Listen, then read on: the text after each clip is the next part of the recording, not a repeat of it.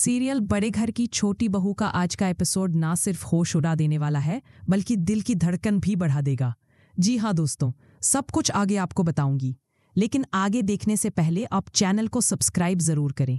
क्या आपको लगता है कि अब इस परिवार में सब कुछ ठीक हो जाएगा या आने वाला तूफान सब कुछ बदल देगा? अपने विचार हमें जरूर कमेंट में बताएं। दुर्गा देवी ने लिया अहाना के लिए स्टैंड और सिखाया पोल्टू दादा को बड़ा सबक। जब अहाना अपना एग्जाम देकर अपनी माँ के साथ वापस अपने ससुराल लौटती है तो वहां पर पोल्टू दादा अहाना को घर के अंदर आने से रोक देता है और गुस्से में कहता है कि तुम्हारी अब इस घर में कोई जगह नहीं है, तुम इस घर से अभी निकल जाओ। क्या आपको लगता है कि रिश्तों की असली ताकत खून के रिश्तों में होती है या उन रिश्तों में जो दिल से बनाए जाते हैं? दोस्तों, आज की हमारी कहानी शुरू होती है इसी सवाल से। एक बड़ा घर, ऊंची दीवारें, परंपरा और इज्जत का बोझ, और उस घर में रहने वाले लोग जिनके बीच रिश्ते उतने ही नाजुक हैं जितना कि कांच। बाहर से सब कुछ चमकता हुआ नजर आता है, लेकिन भीतर ही भीतर दरारें इतनी गहरी हैं कि कभी भी सब कुछ टूट सकता है। इस घर का नाम है बड़े घर की छोटी बहू, और इस घर की धड़कन है अहाना, एक मासूम, सच्ची और पढ़ाई करने वाली लड़की जो अपनी माँ के सपनों को पूरा करना चाहती है, लेकिन यही सपने उसके ससुराल वालों की आंखों में चुभ जाते हैं। अहाना हमेशा से मानती थी कि उसकी सबसे बड़ी ताकत उसकी माँ है। उसकी माँ ने उसके लिए ना जाने कितनी मुश्किलें सही, कितनी रातें भूखे पेट गुजारी और कितने ताने सहते हुए भी सिर्फ एक ही ख्वाब देखा, मेरी बेटी पढ़ेगी, आगे बढ़ेगी और इस घर का नाम रोशन करेगी। यही वजह थी कि जब अहाना ने एग्जाम देने का सपना देखा तो उसकी माँ ने बिना सोचे समझे उसे हिम्मत दी। ससुराल वालों के ताने, पड़ोस की बातें, रिश्तेदारों की आलोचनाएं, सब कुछ सहकर भी माँ ने बेटी को पढ़ाई के लिए बाहर भेजा। लेकिन दोस्तों, हर घर में कोई ना कोई ऐसा होता है जिसे दूसरों की तरक्की बर्दाश्त नहीं होती। इस घर में वो इंसान था पोल्टू दादा। पोल्टू दादा घर का बड़ा बेटा पर दिल से छोटा। उसकी नज़र हमेशा घर की सत्ता पर रहती थी। उसे लगता था कि घर की इज्जत सिर्फ उसी के दम पर टिकी है और बाकी सब लोग उसके हिसाब से चले। जब अहाना एग्जाम देने गई, पोल्टू दादा को ये बात नागवार गुजरी। वो हमेशा यही कहता था, औरत का काम चूल्हा चौका है, पढ़ाई लिखाई नहीं। उसके लिए अहाना की ये हिम्मत उसकी मर्दानगी पर चोट थी। इधर अहाना की माँ के दिल में एक ही चिंता थी, क्या मेरी बेटी को उसका परिवार अपनाएगा? एग्जाम खत्म होते ही जब अहाना ने माँ का हाथ थामा और घर की दहलीज पर कदम रखा तो उसके दिल में उम्मीद थी कि सब कुछ अब ठीक हो जाएगा। शायद परिवार अब उसे गले लगा लेगा, शायद उसकी मेहनत को सराहा जाएगा। लेकिन दोस्तों, सच हमेशा उम्मीद से अलग होता है। जैसे ही वह दहलीज पर पहुंची, दरवाजा खुला और सामने खड़े थे पोल्टू दादा। चेहरे पर गुस्सा, आंखों में नफरत और जुबान पर बस ताने। वह गरजते हुए बोला, तुम्हारी अब इस घर में कोई जगह नहीं है, अभी इसी वक्त निकल जाओ। ये सुनकर अहाना की आंखें फटी की फटी रह गई, उसके पैरों तले जमीन खिसक गई। लेकिन दोस्तों, असली कहानी तो यहीं से शुरू होती है, क्योंकि अहाना सिर्फ अपने लिए नहीं बल्कि अपनी माँ की इज्जत और उस हर औरत की आवाज बनकर खड़ी होगी जिसे अक्सर समाज चुप करा देता है। क्या आपने कभी सोचा है, अगर किसी लड़की के सपनों और उसके परिवार की इज्जत के बीच चुनाव करना पड़े तो वो क्या चुनेगी? इसी सवाल के साथ शुरू होती है अहाना की कहानी। अहाना, बड़े घर की छोटी बहू, उम्र से छोटी लेकिन सपनों से बड़ी। जहां ज्यादातर बहुएं शादी के बाद अपनी पढ़ाई और करियर को बुला देती हैं, वहीं अहाना ने कभी अपने बीए के एग्जाम को छोड़ने का सोचा ही नहीं। लेकिन ये इतना आसान भी नहीं था। घर की परंपराएं, बड़ी बहू का सख्त स्वभाव, पोल्टू दादा की चालें, सब कुछ उसे रोकने पर तुले थे। मगर सच कहें तो अगर कोई चुपचाप उसका साथ दे रहा था तो वो थी उसकी माँ दुर्गा देवी। दुर्गा देवी ने चुपचाप फॉर्म भरवाया, फीस जमा की और यहाँ तक कि एग्जाम हॉल तक पहुँचाने के लिए भी अपनी बेटी का हाथ थामा। एक दिन अहाना ने माँ से रोते हुए कहा, अहाना माँ, अगर घरवालों को पता चल गया तो? दुर्गा देवी मुस्कुराते हुए, बेटी, जब तक मैं जिंदा हूं तेरे सपनों को कोई कुचल नहीं सकता। याद रख, औरत का त्याग उसकी ताकत है, कमजोरी नहीं। उस दिन अहाना को पहली बार एहसास हुआ कि माँ सिर्फ माँ नहीं बल्कि उसकी सबसे बड़ी ढाल भी है। एग्जाम का सफर आसान नहीं था।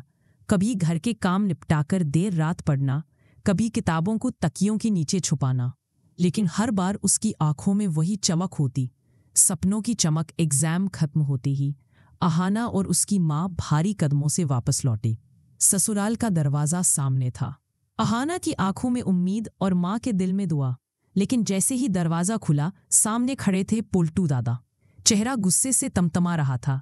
पोल्टू, रुक जाओ, इस घर में अब तुम्हारी कोई जगह नहीं, निकल जाओ यहाँ से। उस पल अहाना के पैरों तले जमीन खिसक गई। अहाना, क्या मैं इस घर की बहू हूँ? मुझे कोई बाहर नहीं निकाल सकता। पोल्टू ने तीखी नजरें डाली। पोल्टू, बहू?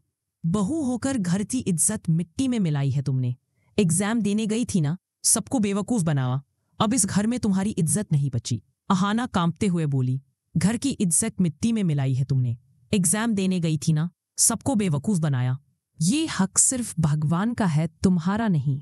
उसकी आवाज कांप रही थी, लेकिन आंखों में दृढ़ता थी। पोल्टू और अहाना को बीच गर्मागर्म बहस शुरू हो गई। नौकर, रिश्तेदार सब चुपचाप तमाशा देख रहे थे।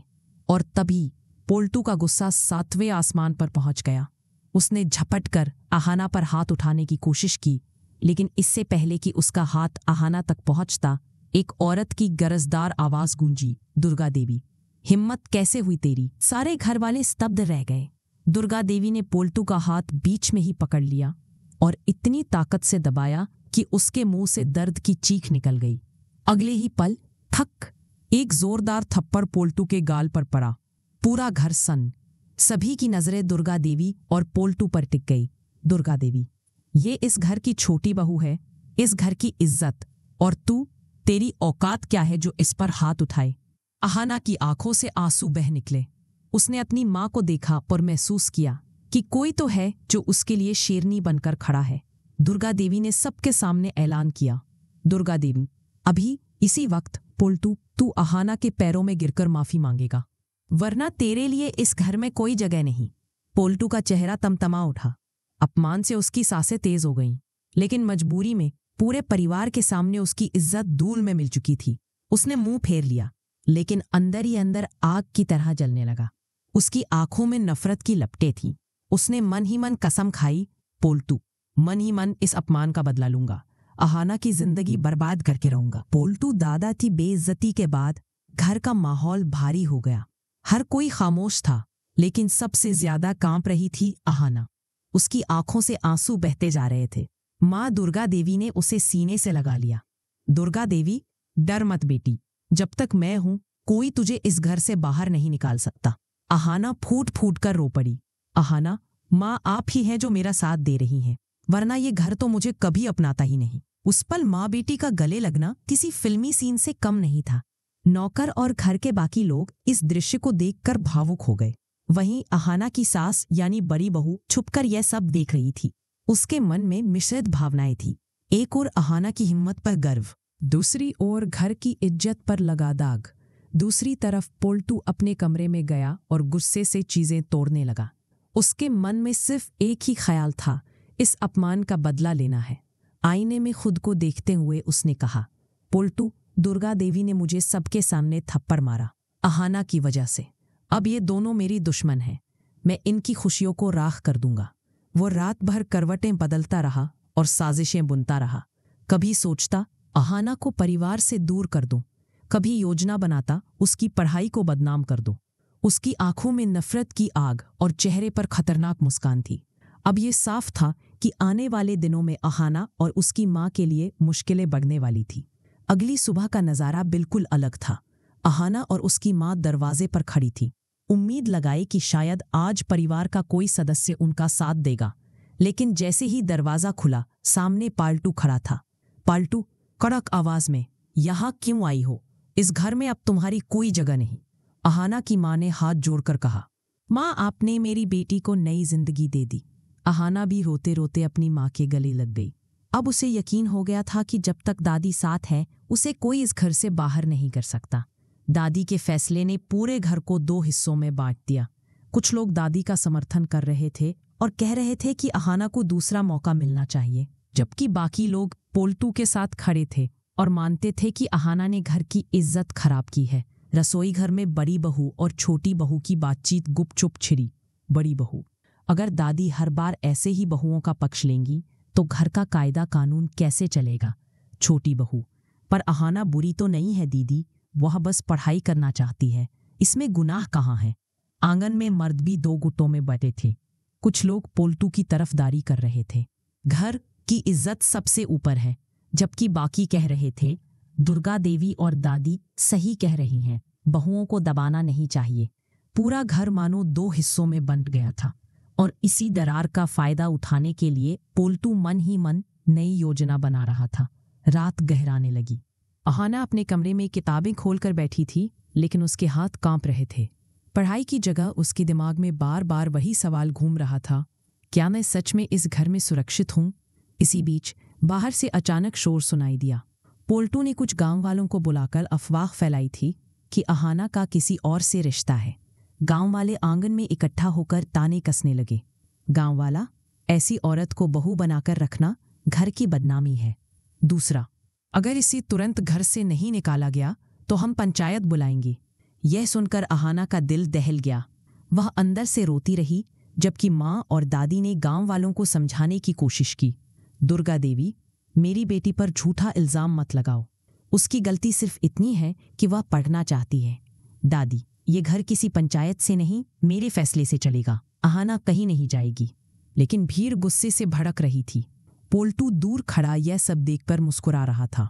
अगली सुबह का सूरज घर पर नए संकट की तरह उगा। पोल्टू ने अपने कमरे में बैठकर अगली चाल चल दी। उसने चुपके से कागजात तैयार किए जिनमें लिखा था कि अहाना पढ़ाई के बहाने घर की इज्जत खराब कर रही है और उसे घर से निकालना चाहिए। वह इन कागजात पर घर के आधे लोगों से हस्ताक्षर करवाने लगा। धीरे धीरे कई लोग उसके साथ खड़े हो गए। उधर अहाना अपने कमरे में बैठी थी। उसकी माँ उसके आंसू पोंछ रही थी। माँ, तू हिम्मत मत हार। तू पढ़ाई करेगी और साबित करेगी कि औरत की असली पहचान उसकी ताकत है। दादी भी कमरे में आई और अहाना का हाथ पकड़कर बोली, दादी, डर मत बिटिया, ये लड़ाई अब तेरी नहीं हमारी है। लेकिन तभी अचानक पोल्टू दरवाज़ा खोलकर अंदर आया और मेज पर कागज पटक दिए। पोल्टू, देख ले अहाना, आधे घर वालों ने तुझे इस घर से निकालने पर दस्तखत कर दिए हैं। अब तू चाहकर भी इस घर में नहीं रह पाएगी। अहाना कांपते हुए माँ और दादी की ओर देखती रही। उसके होठों से सिर्फ इतना निकला, अहाना, तो क्या अब मुझे सचमुच इस घर से जाना होगा? उसकी आंखों में आंसू हैं, लेकिन कहीं गहराई में आग भी। और फिर स्क्रीन ब्लैक होकर टेक्स्ट उभरता है, खेल अभी बाकी है। और हाँ, ऐसे ही धमाकेदार टेलीविजन अपडेट्स के लिए हमारे चैनल को सब्सक्राइब करना मत भूलिए। मैंने कहा था ना, खेल अभी बाकी है। तो दोस्तों, ये था बड़े घर की छोटी बहू का वह शानदार अपडेट जो सच्चाई, प्यार और ड्रामे का परफेक्ट मिक्स है। आपको अर्जुन और अहाना की जोड़ी कैसी लगी? क्या आपको लगता है कि अब इस परिवार में सब कुछ ठीक हो जाएगा? कमेंट में अपनी राय जरूर शेयर करें। और हाँ, ऐसे ही धमाकेदार टेलीविजन अपडेट्स के लिए हमारे चैनल को सब्सक्राइब करना ना भूलें।